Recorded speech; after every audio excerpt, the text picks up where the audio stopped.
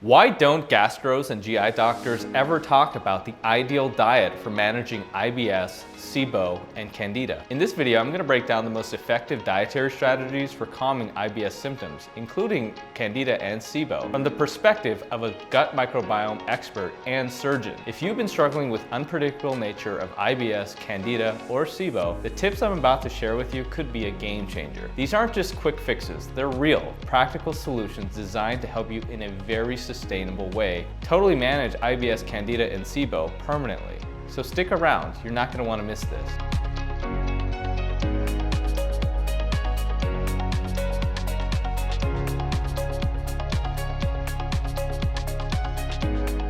Hi, I'm Dr. Dasari, a surgeon who specializes in solving complex immune inflammation by addressing the root cause, starting with the gut microbiome. Over the past 12 years, I've refined an approach called the Mind-Gut Immunity Method, which has successfully helped thousands of patients manage complex conditions like IBS, SIBO, and Candida without relying on medications. It might come as a shock to you, but when you look at IBS, Candida, and SIBO through the lens of gut health, it becomes clear that imbalances in the microbiome play a significant role. If you're curious about how this approach works and want to hear more, click the link in the description below or visit mgiclinic.com to schedule a discovery call with me. I'll share some practical tips to help you get started. All right, let's dive in. Here's a 2023 study that analyzed the relationship between nutrition and SIBO. Here's another study from 2023 that evaluates the effects of some nutritional components in Candida and Irritable Bowel Syndrome. And another 2023 study that looks at diet and gut microbiome associations in IBS, SIBO, and Candida. In this video, we're going to dive deep into the ideal diet for managing Irritable Bowel Syndrome. That includes IBS that comes from SIBO and Candida, whether you're dealing with frequent flare-ups or trying to keep your symptoms under control. Finding the right foods for Irritable Bowel Syndrome and Candida overgrowth and small intestinal bacterial overgrowth can be a real challenge, especially if you're trying to minimize the use of medications like antispasmodics, antibiotics, antifungals, or laxatives. But what makes my approach different? Many gastroenterologists might tell you that SIBO is not something you need to worry about, or IBS is just something that occurs naturally, and Candida exists in all people. And they're only partly correct, because in order to manage these conditions long term, you do need some real lifestyle adjustments, but they often overlook the root cause of the issue. From my research and clinical experience, I found that addressing the gut health issue directly through diet can be incredibly effective. First major point, the role of phytonutrients. There's a wealth of research highlighting the crucial role that phytonutrients play in modulating gut health. There's data for IBS, small intestinal bacterial overgrowth, as well as Candida. Here's a 2023 study on the effect of polyphenols, minerals, and fiber on IBS. It talks about gut microbiome dysfunction and Candida overgrowth. Another 2021 study explores the gastroprotective effects of polyphenols against inflammatory bowel disease. And here's one from 2022 discussing the prebiotic fiber and their efficacy in dealing with IBS symptoms. There's a wealth of research on phytonutrients and irritable bowel syndrome, including IBS, including Candida overgrowth and small intestinal bacterial overgrowth. To keep it concise, let me summarize a few key points. When it comes to IBS, there's a growing body of evidence showing how crucial phytonutrients are managing symptoms and reducing inflammation. Phytonutrients are natural compounds found in a wide variety of plants, fruits, vegetables, and herbs and spices. These powerful compounds include antioxidants, flavonoids, and other micronutrients, have a significant impact on gut health, which is directly linked to managing IBS. If you're dealing with persistent symptoms, optimizing your intake of these phytonutrients could be a game changer. Phytonutrients are categorized into several important groups: terpenes, phenols, chlorophyll, and prebiotics, among others. Each group contributes uniquely to reducing inflammation, promoting healthy digestion, and supporting the overall balance of your gut microbiome. Unfortunately, many individuals with IBS are deficient in these critical compounds, which can exacerbate gut issues. They can lead to Candida overgrowth and small intestinal bacterial overgrowth, and trigger symptoms. The goal is to maximize and diversify your phytonutrient intake from everyday foods. That's why I'm a very big supporter of the phytonutrient diet, which we use in our clinic. This means including a wide variety of colorful plant-based foods in your diet. And by doing this, you give your body the tools that it needs to combat the root causes of IBS. On the other hand, a diet lacking in these essential nutrients leaves you more vulnerable to gut microbiome dysfunction. You get chronic gut issues and flare-ups. I strongly encourage you to incorporate phytonutrients into every meal and think of every meal as an opportunity to nourish your gut, support your digestive system, and maintain overall health. This approach is especially important for those with IBS, as the right foods can help restore the balance in the gut microbiome, which prevents Candida overgrowth and small intestinal bacterial overgrowth for both methane and hydrogen-producing bacteria, which is crucial for managing your symptoms effectively. Nutritional requirements and macronutrient counting. In recent times, intermittent fasting has gained much traction as a proposed remedy for inflammation, but when it comes to managing IBS, I'm here to tell you that fasting might not be the solution it's made out to be. In fact, recent studies indicate that it could be doing more harm than good. In 2024, a study that highlighted a startling statistic: intermittent fasting increases the risk of cardiac death by 91%. That's a serious risk for simply skipping meals. Despite the dangers, many people with IBS and SIBO and Candida believe that fasting can help give their digestive systems a break. And yes, in the short term, avoiding food might seem to reduce symptoms. And this might make sense in the short term because you're not feeding the gut bacteria, but it can exacerbate your condition long term because you're not dealing with the actual negative implications. The side effects can include unintentional weight loss and muscle wasting.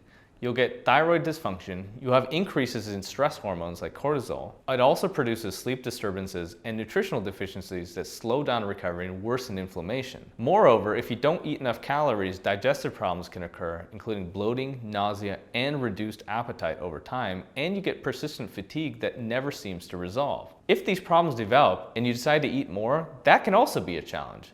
You might feel very bloated, gassy, lethargic, and low on energy after meals. These symptoms can deter you from eating adequately in the future, creating a vicious cycle that's difficult to break, especially if you're underweight. Being underweight with a body mass index of 18 or lower can be particularly problematic. And you can easily calculate your BMI on my website by entering your height and weight. And if your BMI is below 18 and you suffer from IBS or Candida or SIBO, you're in serious risk. I've treated patients with a BMI as low as 13, which is very, very severe. And when you have a low BMI and IBS, it can mean that your body's in a catabolic state, breaking down protein rather than building it up, leading to prolonged symptoms and slower recovery. Additionally, these patients often cannot tolerate food and struggle to eat, requiring careful coaching throughout the process. So what's the solution? Instead of skipping meals, it's all about addressing the root cause of the problem, which is inflammation, while maintaining a balanced diet. Unfortunately, too many people throw in the towel and stop eating altogether, which makes things worse. So what's the ideal diet balance for patients with IBS? The focus should be on fats, carbs, and proteins. And if reducing inflammation is your goal, I suggest getting approximately 50% of your daily calories from healthy fats, with the remaining 50% split evenly between carbs and proteins. This ratio isn't just plucked out from thin air. It's based on years of clinical experience with patients who have seen significant improvements. If your goal is to lose weight, adjust these ratios by lowering carbs and fats by increasing protein, which can be beneficial. Conversely, if you need to gain weight, boosting your overall calorie intake and finding the right balance between carbs and fats is key. Tracking these macronutrients might seem like a hassle at first, but the benefits are well worth it. By fine-tuning your diet, you can improve your digestive health, manage IBS symptoms more effectively, and enhance your overall well-being long-term. The bacteria and fungi in your gut thrive on sugars, starches, and fibers, all of which are carbohydrates. And this is where it gets tricky. You have bad bacteria and fungus, plus sugars, carbs, and fibers, which result in inflammation. This is how it works. Simple sugars like glucose and fructose feed harmful bacteria and fungi, which can lead to flare-ups and worsening of IBS, small intestinal bacterial overgrowth, and Candida. Processed starches like those found in refined flour, however, also contribute to this problem. On the other hand, if you look at complex or resistant starches or fibers selectively, you can increase the rates of good bacteria in the gut. Now this seems a bit overwhelming and you might be wondering, why not just cut out carbs entirely? Well, there are diets that do that. They're called carnivore diets and paleo diets and keto and low carb. The carnivore diet is an all meat regimen that eliminates all fiber, but includes some electrolytes. It's an extreme approach, but some people turn to it for short-term relief. You have things like animal meats, which are the foundation, including red meats, white meats, organ meats, fish and seafood. And you also have animal-based fats and eggs. This diet completely eliminates carbs, including fiber, lactose, starches, and sugars. And unlike keto or low-carb diets that might still include some carbs, the carnivore diet cuts them out completely. If you follow the carnivore diet strictly, you'll remove all dairy and fiber, creating a gut environment where harmful bacteria struggle to survive because they have no sugar, carbs, or fiber to feed on. This can be particularly useful during IBS flare-ups when inflammation is at its worst. But here's the catch. While the carnivore diet might offer temporary relief, it's not a sustainable solution long term. The original paleo diet which has evolved into the carnivore diet, was actually more balanced and featured plenty of plant-based foods with the occasional meat, more in line with the phytonutrient-rich diet that I usually recommend. So while the carnivore diet might help reduce inflammation during a flare, it's not the best strategy for long-term gut health. I've created a detailed video on this topic, so if you're curious, make sure to check that out. There are other diets that also focus on eliminating certain carbohydrates to help manage IBS symptoms. One of these diets is the Specific Carbohydrate Diet, or SCD. The SCD aims to reduce inflammation by eliminating certain types of carbohydrates that are difficult to digest and often ferment in the gut, leading to bacterial overgrowth. The SCD eliminates complex carbs like disaccharides and polysaccharides, which can contribute to gut imbalances and flare-up. In my experience, while the SCD can be helpful, it often lacks the precision needed for consistent results. I usually recommend a phytonutrient-rich approach to managing IBS, combined with targeted probiotics to address gut microbiome issues directly. Another diet that's frequently discussed for managing IBS is the Low FODMAP diet. This diet specifically limits certain fermentable carbohydrates that can trigger gut discomfort and inflammation. And here's how it breaks down. You have an elimination phase where you have to exclude high FODMAP foods, and then you have a reintroduction phase where these foods are slowly reintroduced. But with so many diets that restrict carbs and fiber, you may be asking, what actually works for IBS and gut health? And the problem with all of these diets is that they don't directly address the root cause, which is gut microbiome dysfunction. At its core, you have bacteria and fungus that processes carbohydrates, leading to overgrowth and the production of harmful byproducts. The overgrowth is common in conditions like SIBO, small intestinal bacterial overgrowth, both methane and hydrogen subtypes, and Candida, resulting in elevated histamine levels, inflammatory cytokines, and symptoms like fatigue, bloating, brain fog, and lethargy. So the diets I mentioned tackle the carbohydrate part of this equation, and maybe even the sugars and fibers, but they don't address the fundamental problem, which is the microbiome piece of this equation. Essentially, these diets offer temporary fixes without solving the real issue. So that brings me to my next point. The ideal IBS diet should be microbiome specific. And what do I mean by that? When it comes to managing IBS, simply avoiding certain foods doesn't address the core issue. The only way to truly manage the condition is a diet that targets the gut microbiome with specific phytonutrients and probiotic formulations. Designing an effective IBS diet requires that type of strategic approach and a deep understanding of how the gut operates. This is why in the Mind Gut Immunity Clinic, we start by recalibrating the gut microbiome using precision probiotics.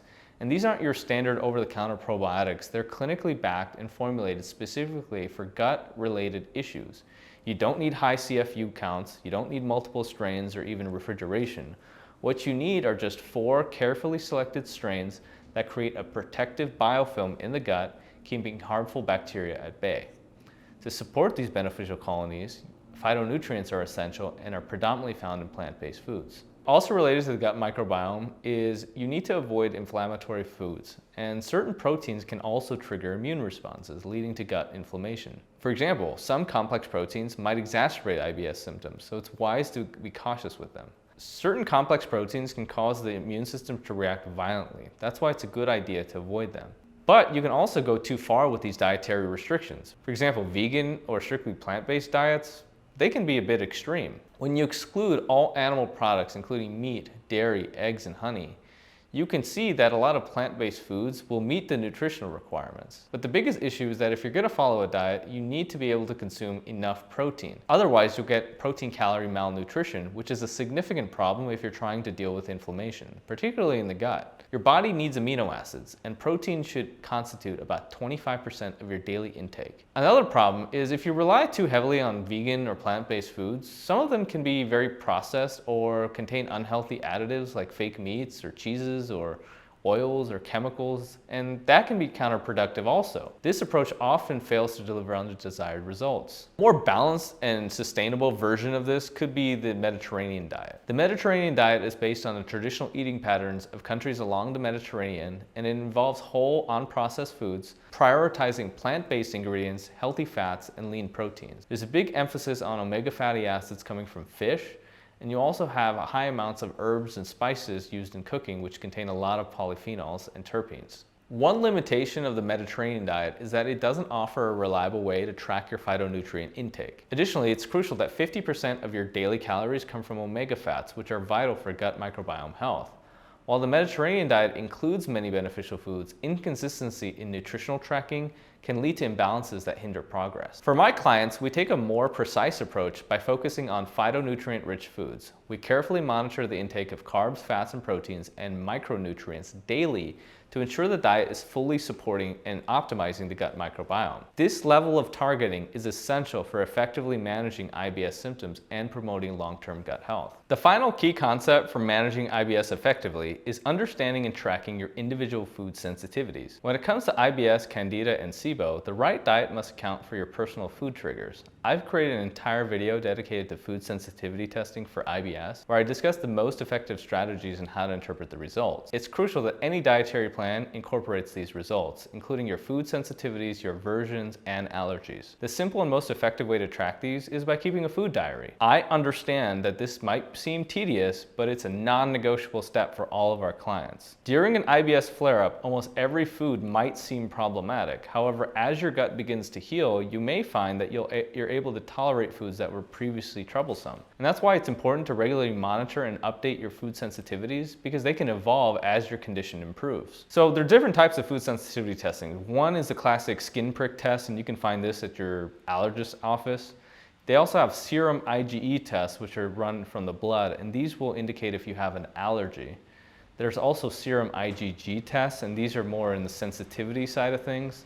And you have the serum MRT test, which is a newer type of test. I frequently review these tests with my clients, helping them to understand what the findings mean for their diet and overall health.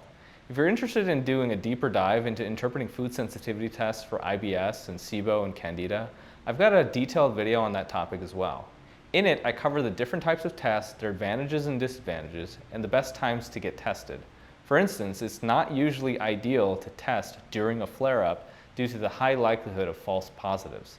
Testing when you're in a more stable condition provides a clearer picture of what is truly causing your sensitivities. The AIP diet is designed to help manage autoimmune diseases by reducing inflammation and promoting gut health. It's a stricter version of the paleo diet and focuses on eliminating potential dietary triggers of inflammation and autoimmunity. The diet typically progresses through several phases. First, you have an elimination phase where you're eliminating all the foods that may cause inflammation or immune reactions. These can include things like grains, legumes, dairy, eggs, nuts, seeds, nightshades. And then you have a reintroduction phase where you gradually reintroduce these eliminated foods one by one to identify which triggers are present for your symptoms, and this helps personalize the diet to each individual person.